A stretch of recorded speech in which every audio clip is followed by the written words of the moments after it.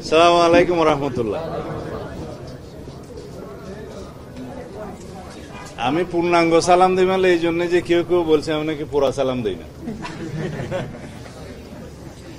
আজকে আমি নিজে না বলে যদি আপনারা কোয়েশ্চেন করেন তাহলে বললে ভালো হতো।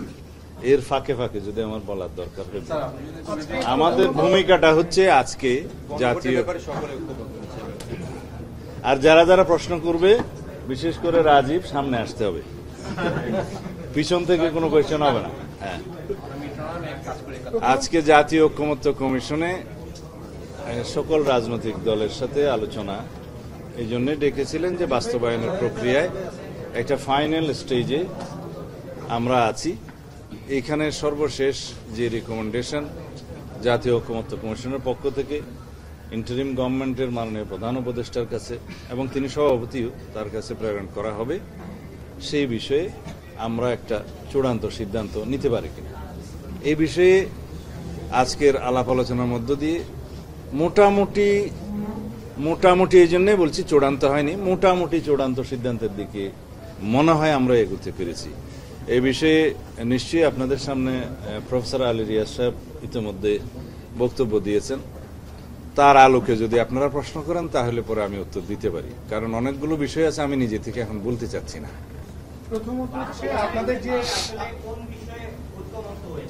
এটা তো পুরাপুরি কোশ্চেন হয়ে গেল, স্পেসিফিক কোশ্চেন হলে ভালো হয়।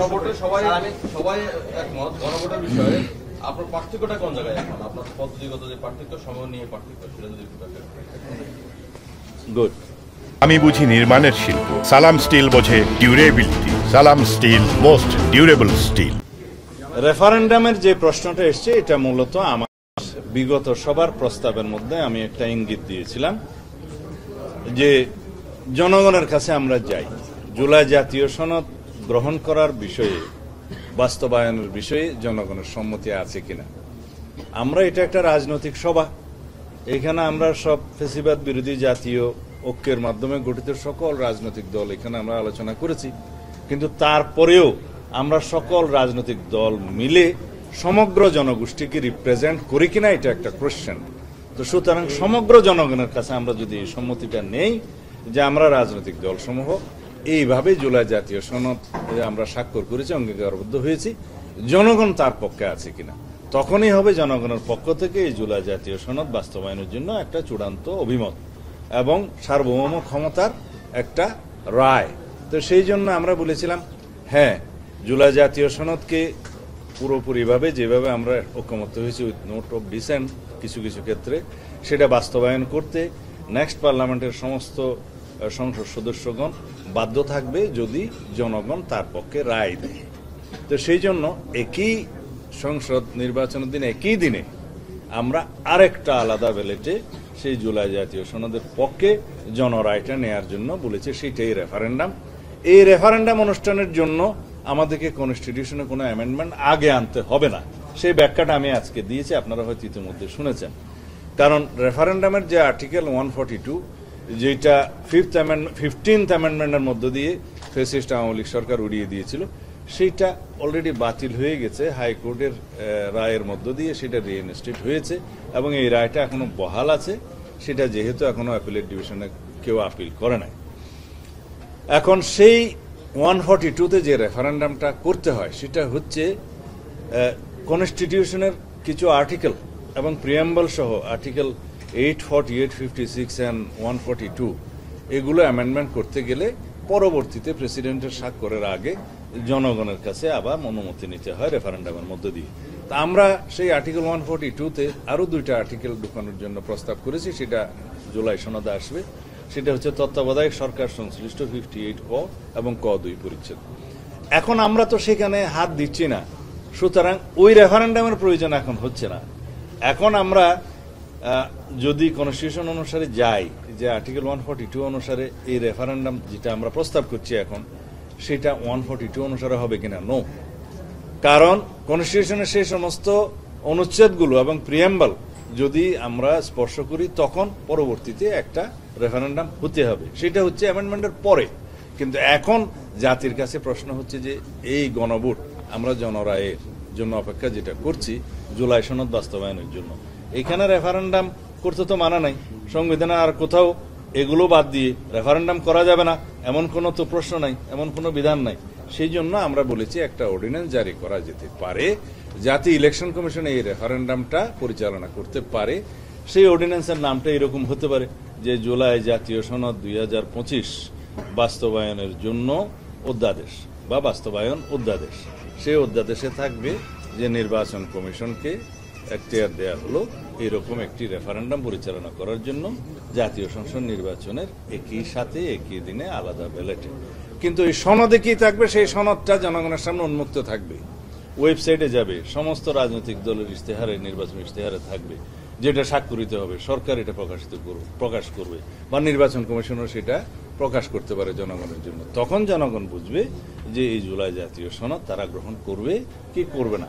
তখন এই রায়টা রেফারেন্ডামের মাধ্যমে যখন আসবে, সেই জনরায়টা তো সার্বভৌম ক্ষমতার একটা রায়, সুতরাং সেটা সবাই মানতে বাধ্য হবে, সংসদ সেটা প্রতিপালন করতে বাধ্য হবে, সমস্ত সংসদ সদস্যগণ সেটা মানতে বাধ্য হবে। এটা একটা আমাদের মনে হয়েছে যে এর মধ্য দিয়ে আমরা এই জুলাই জাতীয় সনদ বাস্তবায়নের জন্য আইনি ভিত্তি প্রতিষ্ঠা করতে পারব এবং এই জনরায়টা হবে চূড়ান্ত। এটা সার্বভৌম ক্ষমতার অধিকারী যারা, তারাই রায় দিবে। সুতরাং এই বিষয়ে আমার মনে হয় যে আমরা ঐক্যমত্যে আসতে পারি। তো যেহেতু এখনো চূড়ান্ত হয় নাই, সেই বিষয়ে আমি চূড়ান্ত বলতে পারবো না। বলেছেন যে কনস্টিটিউশনাল অর্ডার জারি করবার এখতিয়ার এই সরকারের নেই। কনস্টিটিউশনাল অর্ডার জারি করার ক্ষমতার জন্য এই সরকার প্রতিষ্ঠিত হয়নি। আর্টিকেল 106 অনুসারে এই সরকার গঠিত হয়েছে সরকার পরিচালনার জন্য এবং বিদ্যমান সংবিধান অনুসারে রাষ্ট্র পরিচালনার জন্য। এখন কনস্টিটিউয়েন্ট কার থাকে? কনস্টিটিউশন পাওয়ার থাকে জনগণের। যখন একটা সার্বভৌম অধিকার বলে গণপরিষদ গঠন করে, তখন তাদের কনস্টিটিউয়েন্ট পাওয়ার থাকে। যখন অ্যামেন্ডিং পাওয়ার দিয়ে থাকে, তখন অ্যামেন্ডিং পাওয়ার থাকে। এই সরকারের দুটোটার একটাও নাই।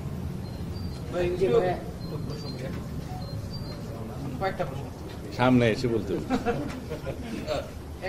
প্রথম প্রশ্ন সেটা হচ্ছে সংবিধান, সংসদ যেটা আগামী নির্বাচনে গঠিত হবে, সেটা কি সার্বভৌম কিনা? এক নম্বরের উপর উত্তর দিই, তুমি মাঝখানে আর কোনো কথা বলবা না আর কি, শেষ করার আগে। আগামী সংসদ প্রশ্ন এটার উত্তর দেওয়ার পরে। সংসদ সব সময় সার্বভৌম। আপনাদের সবার নলেজের জন্য বলি, দেশে একটা জায়গায় আছে যেটা সার্বভৌম, সেটা হচ্ছে জাতীয় সংসদের হাউস।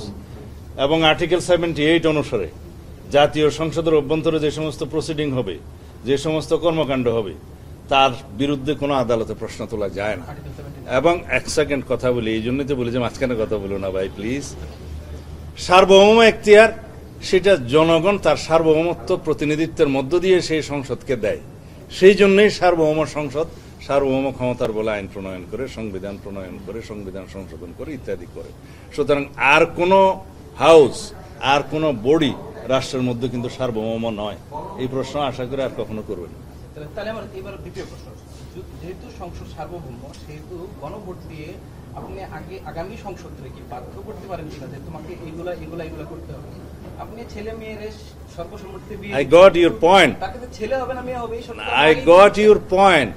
প্লিজ না, সেকেন্ড প্রশ্ন শেষ করি। এরা প্রথম এই প্রশ্নের উত্তর দিতে হবে। সেকেন্ড প্রশ্ন এখন রাখো ভাই। দুই নম্বর প্রশ্ন হচ্ছে ওই সংসদের কি কনস্টিটিউয়েন্ট পাওয়ার থাকবে কিনা, নাকি অ্যামেন্ডিং পাওয়ার? সেটা প্রশ্ন পরে করো, সেটা প্রশ্নটা একটু পরে করো, আমি আগে।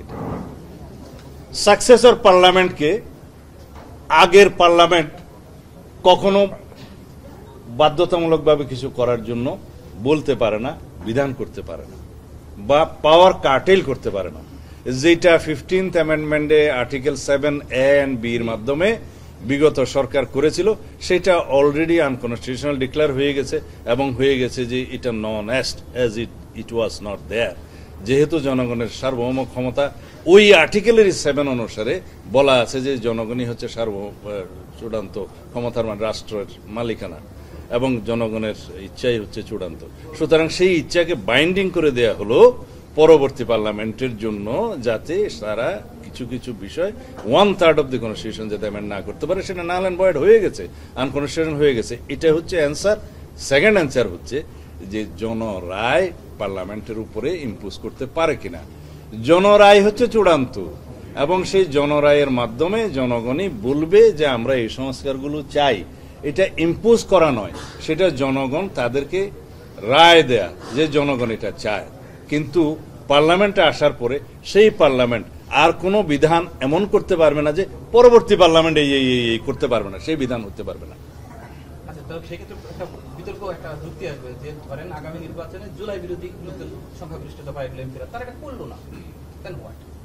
সরি, আগামী পার্লামেন্টে জুলাই বিরোধী এমপি লোকজন পার্লামেন্টের সংখ্যাগরিষ্ঠ হয়ে গেল, জনপ্রতিনিধি হয়ে গেল, যারা জুলাই বিরুদ্ধে স্বতন্ত্র তারা বা অন্য কোনো ভাবে আদার যারা পার্টি তারা হয়ে গেল, তারা না করে ডিক্লাইন করে যে আমি করবো না, এই গণভোট আমি মানবো না, তারপরে জনরায়ের প্রেক্ষিতে রেফারেন্ডামে যে রায় আসবে সেটা সমস্ত সংসদ সদস্য মানতে বাধ্য।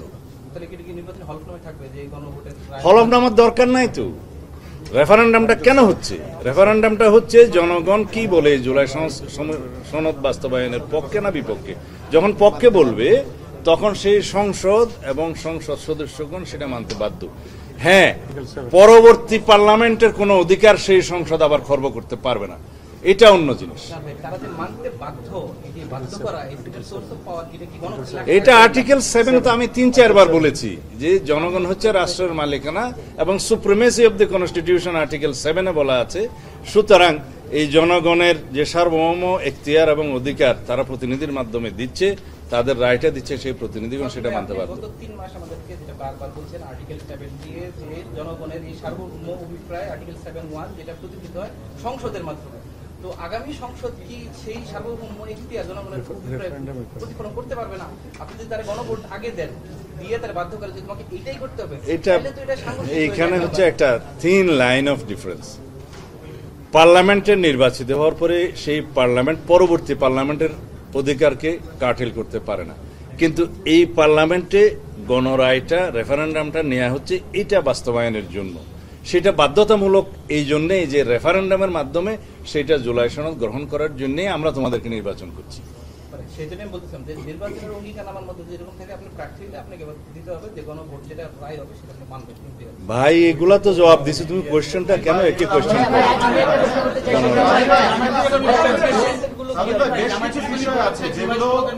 সবাই না, একজন সাদিন ভাই, আমি বাবু একিন বাংলা থেকে। ভাইয়া, একটা বিষয়, গণভোট যেহেতু হতে যাচ্ছে সেক্ষেত্রে গণভোটের ভাষাগুলো খুব সংক্ষিপ্ত থাকে এবং হান আর মধ্যে সেটা সম্পন্ন করতে হয়। সেক্ষেত্রে দেখা যাচ্ছে যে 19টা বিষয় নোট অফ ডিসেন্ট আছে বা যে 19টা বিষয় গুরুত্বপূর্ণ সাংবিধানিক চেঞ্জ আনার কথা বলা হচ্ছে, এইগুলোর ব্যাপারে কিরকম সিদ্ধান্ত বা কি ধরনের আলোচনা আপনারা কমিশনে করলেন? এই প্রশ্নের জবাব তো আমার মনে হয় আমি দিয়ে দিয়েছি। জুলাই সনদ প্রণীত হবে, স্বাক্ষরিত হবে, অঙ্গীকারনামায় সবাই সই করবে, সেটা ওয়েবসাইটে যাবে, সমস্ত পার্টির ইশতেহারে থাকবে, নির্বাচন ইশতেহারে সরকার প্রকাশ করবে এবং নির্বাচন কমিশন প্রকাশ করবে। জনগণ জানবে জুলাই সনদে কি আছে, তারপরেই দিবে। এখন বলা হচ্ছে যে যেগুলো নোট অফ ডিসেন্ট আছে ওইটাও সনদে উল্লেখ আছে যে যে সমস্ত দল ইশতেহারে উল্লেখপূর্বক জনম্যান্ডেট পাবে সেই সমস্ত দল তাদের নোট অফ ডিসেন্ট অনুসারে যেতে পারবে। It is clear.